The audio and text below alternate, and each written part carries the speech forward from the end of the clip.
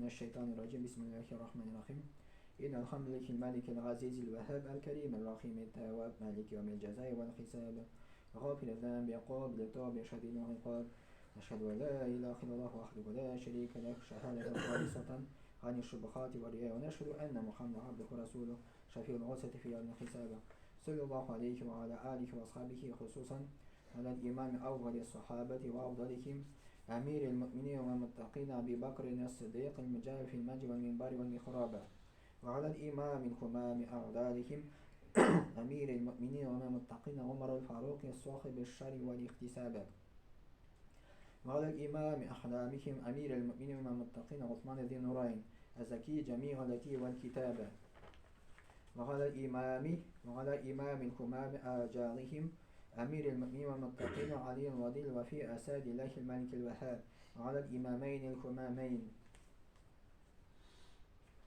أعوذ بالله من الشيطان الرجيم بسم الله الرحمن الرحيم يا أيها الذين آمنوا اتقوا الله حق تقاته ولا تموتن إلا وأنتم مسلمون يا أيها الناس اتقوا ربكم الذي خلقكم من نفس واحدة وخلق منها زوجها وبث منكم رجالا كثيرا ونساء واتقوا الله الذي تساءلون به والأرحام إن الله كان عليكم رقيبا يا أيها الذين آمنوا اتقوا الله وقولوا قولا سديدا.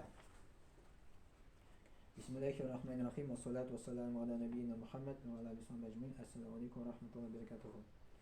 Allah Teala Kur'an-ı Kerim'de ite ve izâ se'eleke ibâdî anni qarîb fe inni qarîb ucîbu da'vete da'i izâ da'an felestecîbû li ve lu'minu bi leallekum yerşudun. Allah Teala Kur'an-ı Kerim'de ite eğer de benim kullarım benim turunda sırasalardı desekte min yakındı. Min sırauşunun kim minen sıraydı doğadı anar cevabın biremdi. Şunun için mina felestecibu li cevap üzeriz de birigizdi. İman kitirigizdi. Belki siz turuyla bulursunuz diye Allah Teala ite El-Bakara suresi. El-Bakara suresinde Allah Teala ite 186. ayette. Yani bizim hazır Ramazan oy, bu indi dua kılatıran oy, bizge kübrek Allah Teala'ya müracaat iterek gerek, kübrek Allah Teala'nın kuk işitlerini şakarga gerek. Allah Teala kişi bilen şun bilen ayrıla, kişi bilgenden yarata, soraganı yaratmay. Allah Teala soraganı yarata. Kim Allah Teala'dan dua soramay, ol kişini Allah Teala yaratmay. Çünkü ol kişi Allah karşında tekebbür bulup sonala. Ol özün min bulduran deyip eyte. Mene mesela kişi özü Allah Teala'dan başka bir nesede buldura olmay. Allah Teala bizge yeri tıran ayaklar berdi, tuta tıran kollar berdi, göre tıran gözler berdi, işite tıran kulaklar berdi. Biz özümüz bir nese buldura olmayız. Allah Teala bizge şu nimetler bermegen bolsa. Biz Allah Teala bir güne virüs ciberse de biz daşı kravattan tura olmayız. Şunun için min bulduram deyip eyterige bizim hakkımız yok. Biz eytemiz Allah Teala mina buluşmasa min bana buldura olmasın deyip naşolay deyip eyterige gerek. Yırtını salgın iken mina Allah buluştu deyip eyterige gerek. Da sen aldın tırıştın, senin akılın zihnin var, senin tırışlığın var, sen yaxşı işte işleysin. No sana yaxşı işini kim berdi? Allah berdi.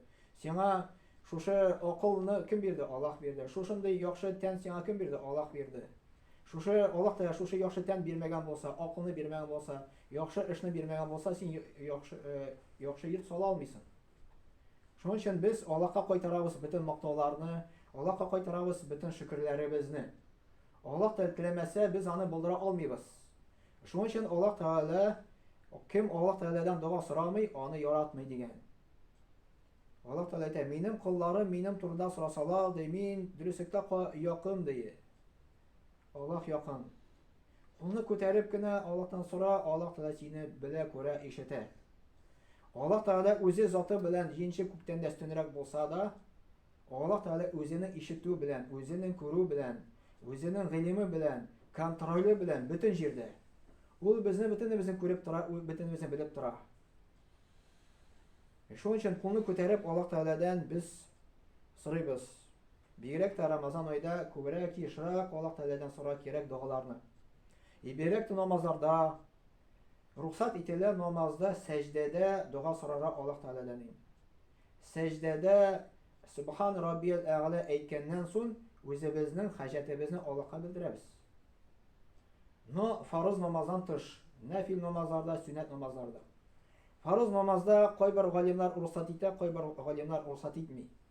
Şunun için sami yaxşısı indi secdede bo'lsak, sünnet namazlarda, nafil namazlarda Allah Teala'dan dua so'ray olamiz o'zimizga.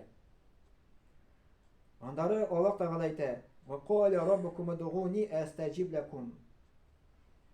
Rabbim sizning Rabbingiz aytdi: "Mendan so'rag'iz, duoga javob beraman" deydi sizga deydi.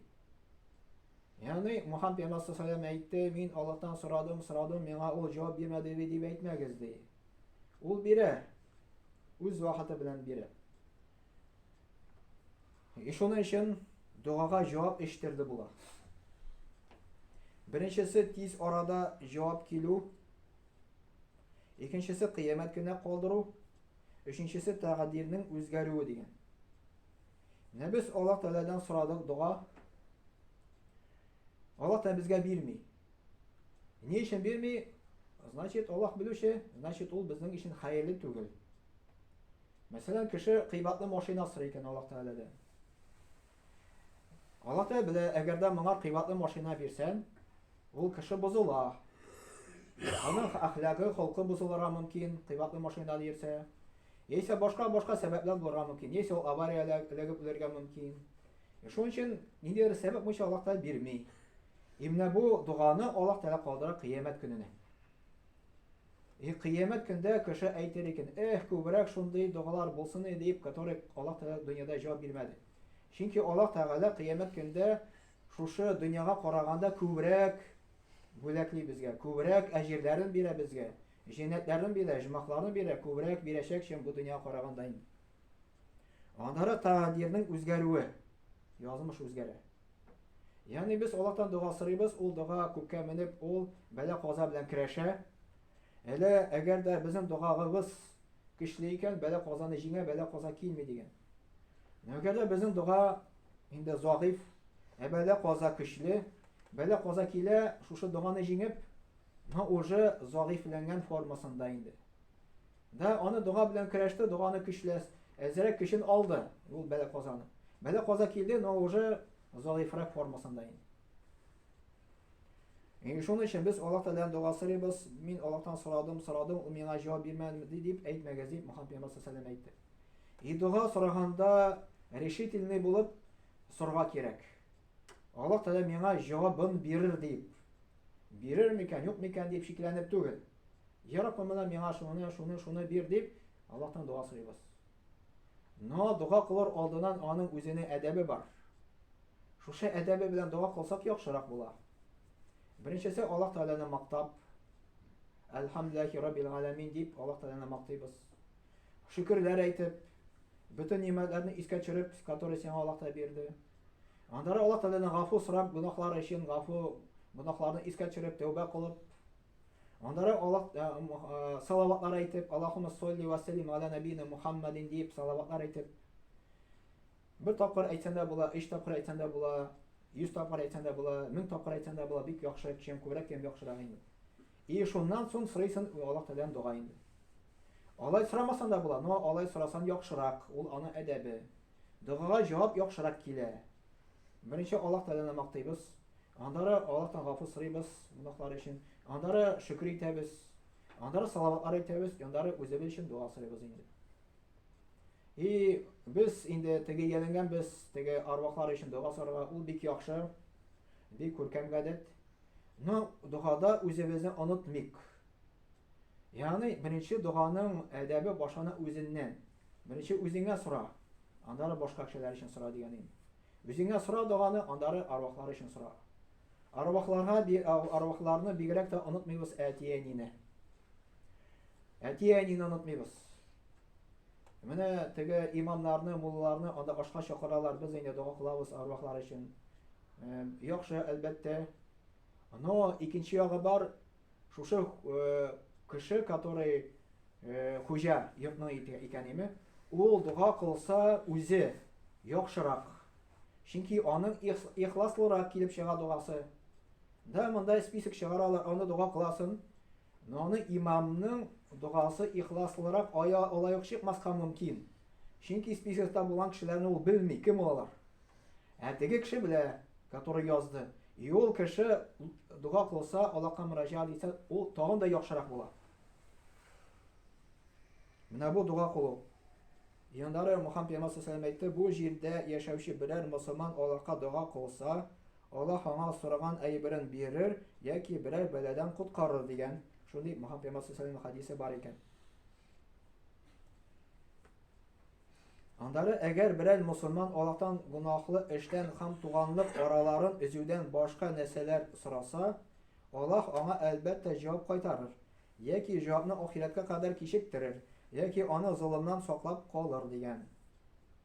Менә шушы хадистә әйтелгән Мөхәммәд пәйгамбәр саллаллаһу алейһи ва сәллям әйтте, Аллаһ Тәгаләдән гынаһлы эшне сорарга ярамый.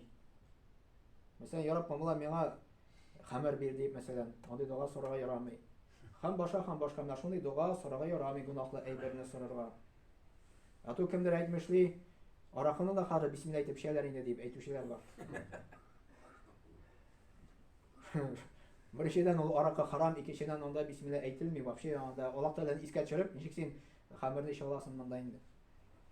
Так андары монда шушы хадистән әйтелгән гынаһлы эшлек һәм туганлык җипләрен өзүне Аллаһтан сорарга ярамый. Аны өзәргә ярамый. Бу зур гынаһлардан санала. Туганлык җипләрен өзү зур гынаһка керә. Бу инде аерым үзенең темасы бар, бер-ике сүз әйтәсе килә ул буенча. Безнең инде тормышта ничек килеп чыга, обычно ничек туганлык җипләрен өзелә, вроде нормаль яшиләр. Әти-әни сөйләп китте, монда кирәк хәзер бүлергә бит инде. Монда бит инде мирас калды. Аны йорты калды, аны акчалары калды. И монда талаша башлыйлар. Кем ничек мин моны күбрәк карадым, мин тегене. Ник син әти-әнине мирас өчен карадың что ли? Теге бер хәзрәт вагазда сөйли, Юсуф хәзрәт әүләтче мәдрәсәдә укыганда ди. Теге укытучы сорау бирдек ди. Теге менә әти-әни вафат булды ди, 3 бала калды ди. Но берсе әтине, әнине мусулманда күбрәк карады ди. Мирас малы кемгә күбрәк кирәк дип сорады инде. И монда теге укытучы җавап бирде ди. Бу кеше ул мирас алыр өчен карадымы ди әти-әнисен. Шуның өчен без әти-әнине карыйбыз мирас өчен түгел. Аллаһ кушканы өчен, Аллаһ ризалыгы өчен аны карыйбыз. Яндары мирас бүлүне буенча анда үзенең тәртипләре бар, аның үзенең гыйлеме бар. Аны мирас малын бүләргә кирәк именно Аллаһ кушкан буенча. Аллаһ кушкан буенча, Аллаһ кушкан буенча бүлмәләр кызганыча каршы. Мәсәлән, әти-әни аны васыять итеп калдыра, мәсәлән, бер унукка дип инде. Бер унукны яратты дип әйтәбез. Аның балалары анда ризасыз кала, ярамый. Мирас малы васыять ителми дигән, иллә мәгәр 3тән 1 өлешкенә васыять итәргә була, рөхсәт ителә. Ул бүленә. Әгәр дә әти-әни васыять итеп калдырды икән бер балага, үлгәннән соң ул газапланырга мөмкин кабердә. Чөнки ул сәбәпче булды шушы балаларга талашырга, ызгыш чыгарга. Шуның өчен мирас малны бүләргә кирәк, ничек Аллаһ кушты. Шул вакытта ул дөрес була иншаллах. Мөхәммәд пәйгамбәр саллаллаһу алейһи ва сәллям тәләтатун ла турадду дәгъватухум ас-сайм хатта яфтиру вал имамул адилу вад дәгъватул мазлум. Мөхәммәд пәйгамбәр саллаллаһу алейһи ва сәллям әйтте, 3 кешедән ди дуга кире кайтмый ди, кабул була ди. Ураза тотучының ифтар кылганчы хәтле ди.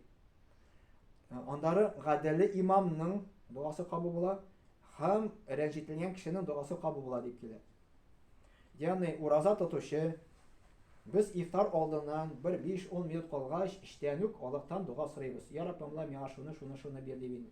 Эштән үк үзебез Аллаһтан дуга сорыйбыз. У вакытта дуга кабул була иншаллах, кире кайтмый дигән. Гаделле имам, бу инде гаделле патша дип килә тоже монда. Һәм рәнҗителгән кешенең дугасы кабул була. Мәсәлән, безне рәнҗиттеләр икән, безнең дуга кабул була. Андары әти-әнинең дугасы кабул була. Үзенең бала өчен күбрәк дуга сорарга кирәк, әти-әни баласы өчен инде. Но дуга кабул булмый әгәр дә безнең тәнебезгә харам керсә. Харам ит керсә, андары хәмер керсә, 40 көн намаз кабул булмый, 40 көн дуга кабул булмый. Şunun için haramdan saqlanırga kerak. Atuk Allohdan duo so'raymiz. Alloh taolo bizga javob bermas. Subhanak va bihamdik ashhadu an la ilaha illa anta astaghfiruka va atubu ilayk. Vassami'u duo.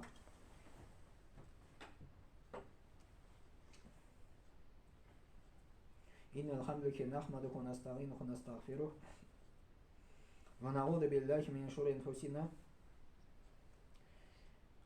ومن سيئات أعمالنا من يهديه الله فلا مضل له ومن يضلل فلا هادي له أشهد أن لا إله إلا الله وحده لا شريك له وأشهد أن محمدا عبده ورسوله إن الله وملائكته يصلون على نبيه يا أيها الذين آمنوا صلوا عليه وسلموا تسليما اللهم صل على محمد وعلى آل محمد بعدد من صلى وصام اللهم بارك على محمد وعلى آل محمد بعدد من قعد وقام وصل وسلم عليك وعلى جميع الأنبياء والمرسلين وعلى ملائكتك المقربين وعلى أهل طاعتك أجمعين من أهل السماوات والأرضين وارحمنا واحشرنا معهم برحمتك يا أرحم الراحمين اللهم ارحم الخلفاء الراشدين ومروا الماضين الذين قضوا بالحق وكانوا يعدلون اللهم اغفر للمؤمنين والمؤمنات والمسلمين والمسلمات الأحياء منهم والأموات إنك مجيب الدعوات ورافع الدرجات ومنزل البركات وقاضي الحاجات برحمتك يا أرحم الراحمين اللهم انصر من نصر الدين واخذل من خذل الدين عباد الله إن الله يأمر بالعدل والإحسان وإيتاء ذي القربى وينهى عن الفحشاء والمنكر والبغي يعظكم لعلكم تذكرون واذكروا الله العلي العظيم الحي القيوم يذكركم واشكروه يزيدكم واستغفروه يغفر لكم ولذكر الله تبارك وتعالى أعلى وأول وأعز وأجل وأعلم وأتم أكبر وصلى الله على نبينا محمد وعلى آله وصحبه أجمعين وأقيم الصلاة